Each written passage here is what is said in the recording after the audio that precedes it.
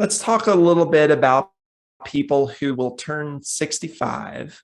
So they're eligible for Medicare, but they continue to have an employer option. So those individuals may be able to delay Medicare. It really depends on three key questions. Number one, is the employer that you're on, does that employer have more than 20 total employees?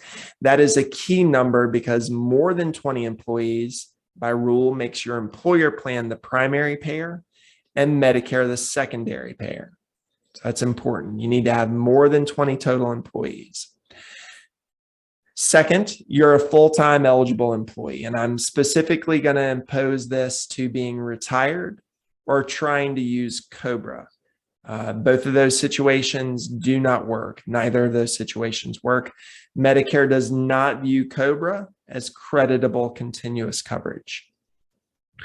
And then the third question is the health insurance plan through the employer considered creditable coverage? And this specifically relates to medication. Okay. So it needs to meet Medicare standards for medication coverage. But again, those three, more than 20 total employees, you're active full-time, your plan is creditable, you meet all three of those criteria, you have the option to stay on your employer plan while you're working.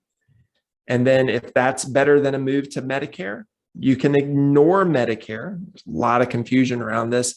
People will call up all the time saying, I'm turning 65, I want to stay on my employer plan, but I know I have to enroll or I have to notify or I have to sign up for something for Medicare. Well, that's not necessarily the case. If you don't meet those three criteria, then yes, you need to pick Medicare up. But if you do, your employer plan is the better option. You can just delay Medicare until such time in the future when you're ready to come off that employer plan. Now, we haven't got into the cost of Medicare yet, but A comes to you really at no charge. So most people, even if they continue to have an employer option that they want to stay on, most individuals will go ahead and pick up Part A. It's no cost. It would be a secondary payer if you got admitted to the hospital. There is a scenario where you wouldn't want to pick that up though, and that's if you're on a high deductible health insurance plan and you're making tax deductible contributions to a health savings account, an HSA. IRS rules say that if you enroll in either Part A or Part B, there can be no more contributions on a tax deductible basis to your health savings account.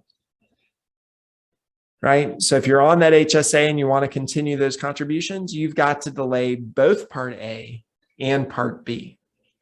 If you do this and you continue to contribute to that HSA, our advice to everyone is you need to stop that contribution about 8 or 9 months before you know you're moving to Medicare.